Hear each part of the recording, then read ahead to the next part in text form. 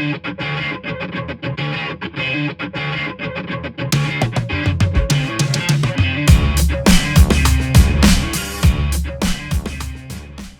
this is Justin Colletti of Sonic Scoop, and today I am with Plugin Alliance, who are releasing a new plugin from a new line under the Plugin Alliance name called Neold. And I am talking to Tom Van Den Heuvel.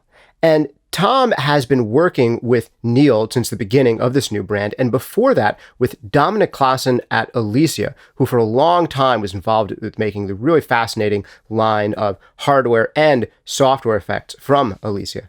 Tom, thanks so much for joining me today. How are you doing? Hey, Justin. Thank you for having me. All right. It's exciting. It's not every day that a new pro audio brand comes out. And this is the brainchild, I believe, of Dominik from Elysia and a couple of partners. Can you tell me a little bit, first, before we get into this new plugin that's coming out, I think it's called the V73 U78. Did I say that right? What's the exact model name of this new plugin? V76 U73. That's right, V76 U73. I've got to commit that to memory. It's a new plugin that seems to be emulation of some of the really coveted tube preamps and compressors from Telefunken, and we'll talk about that in a little bit. Before we get into it, though, why a new plugin brand? Why did Dominik want to start this up? And what do you think is unique and kind of the mission of this new line, Neold? Right. Well, something new, something old is the motto of the company. Like mentioned, founded by Dominik Klaßen, one of the co-founders of elysia.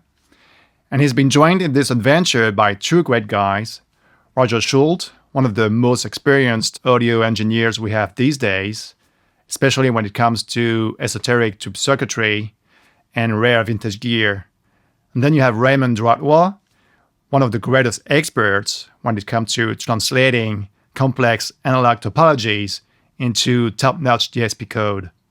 If you use plugins, chances are good that at least a few of them were written by him. So the DNA of Neold is really the combination of those great talents and their passion for vintage gear. Their goal is to make these classic and esoteric audio tools, which are very hard to find and very expensive, available to people and very easy to use in the DAW. And they also want to create their own designs based on new old stock components, model them to become highly creative and very special plugins. And I think that was something interesting about the very first project they worked on together. You were telling me before that this Telefunken emulation isn't the first thing they worked on together. They worked on something together as a team, I believe, with Elysia called, was it Phil's Cascade, where they built a tube unit and then emulated it? Can you just give us a little background on that plugin? I remember that being a really successful one for the Elysia line. Right. Well, yeah, Phil's Cascade is a tube saturator made of Philips tubes, hence the name. It's really Dominik's brainchild. So he worked with Roger Schultz on the design, and it was a very special one as it could never be put into production. So they just modeled it with Raymond, and so it becomes a plugin that everyone could use. And I think it's really the initial spark of what later became Neold.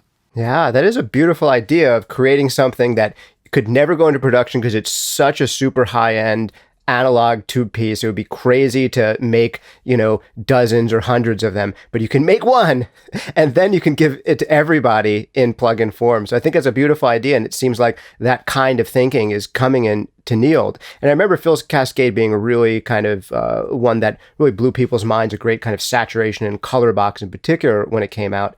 And that's a great segue into Telefunken. I want to talk a little bit about this first product from Neold because Telefunken is one of those brands where people would buy these V76 preamps not to even move any knobs on them, but just because they sounded good as soon as you put signal through them.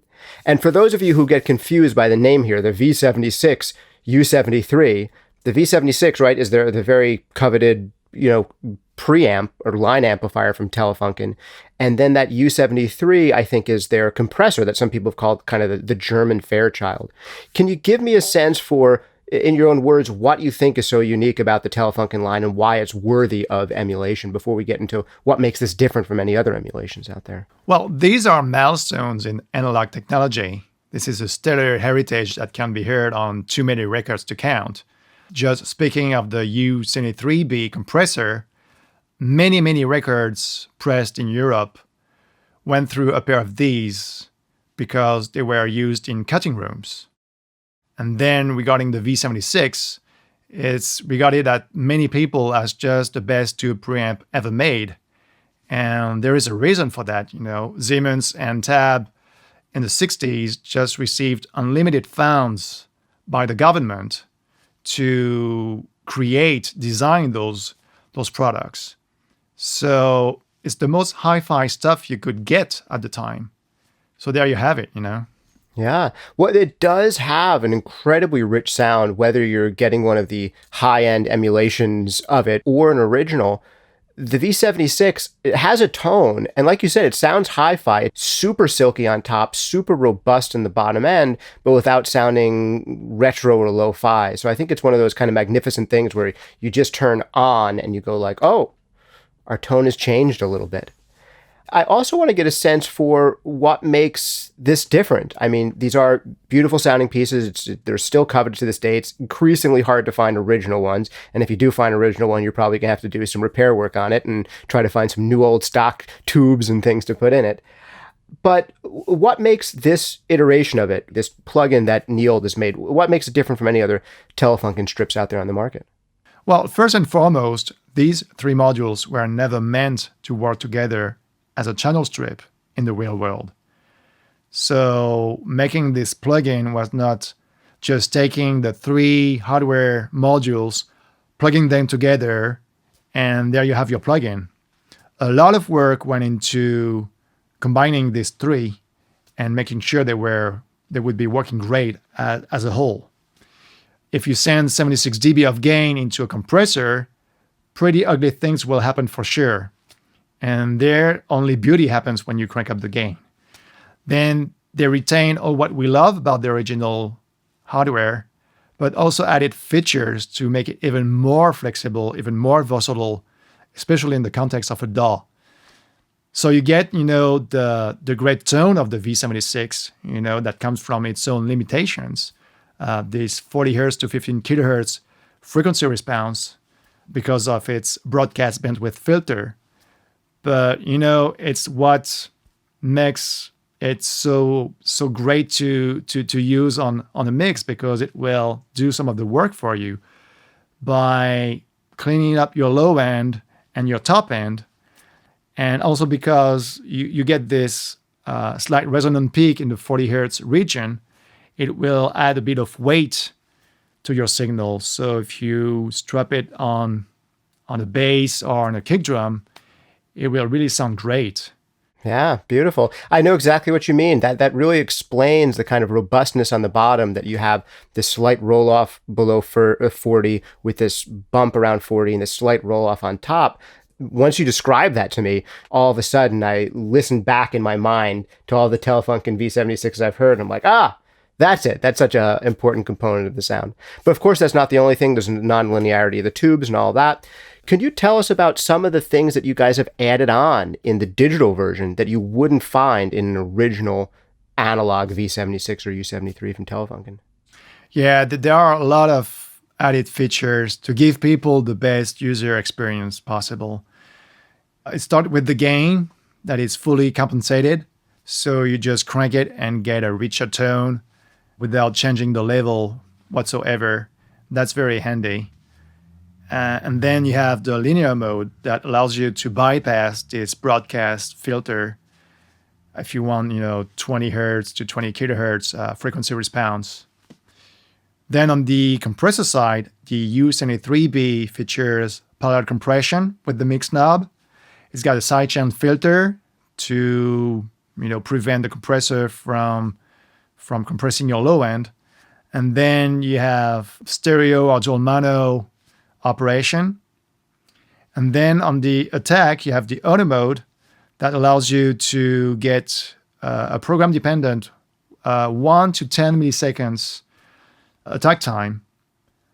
Same on the release, we have 3 values that are marked in red, and these are also program-dependent, and that's really handy when you start playing with the compressor. And then you have a trim on the U70A, plus minus 18 dB trim, and that's very handy if you're trying to get the best A/B comparisons possible. So all these added features make the V76U73 a joy to use because it gives you more options, but it stays very intuitive. Much more user-friendly and less quirky to the end user, which is beautiful that you can, without ironing out any of these sonic idiosyncrasies that make this thing so beautiful, iron out some of those operational idiosyncrasies that make them so hard to do this with. If you had an actual V76 and an actual U73 in your studio, chaining the two together would be a lot more difficult and annoying than the gain structure that you've set up here, the extra features you've added in, like being able to boost the gain and get more saturation without boosting the level, being able to have the sidechain filter on the compressor without jumping through hoops to try to get some type of frequency-dependent compression happening, being able to switch between stereo and dual mono operation, which for me in mastering is super essential, and I know a lot of mixers working on stereo sources find that useful and can find that useful on their stereo bus. The ability to turn off the automatic filtering that happens in the V76, so you could have the tonal saturation color of the V76, but without the EQ coloration. Is that right? Yeah, that's correct. But you don't become a studio icon by accident. So of course, the default mode of the V76 sounds great on many, many sources. But sometimes it's just going to be too much, hence the linear mode. And I think it's just great to have the best of both worlds. There's a reason people love these V76s, and that very subtle filtering that happens by default, I think, is part of that love affair that has made people love the V76 for so many years going forward. Because it's a design now that is almost 60 years old, and if you found one on eBay for a price that worked, people are hungry to snap those up. And I think that's one of the reasons. Honestly, Tom, let's be honest, it's hard to make things sound too silky. And that's what the V76s are good for. Yeah, absolutely. But also by swapping multiple instances on all your channels and buses, what you end up with is your own vintage tube console.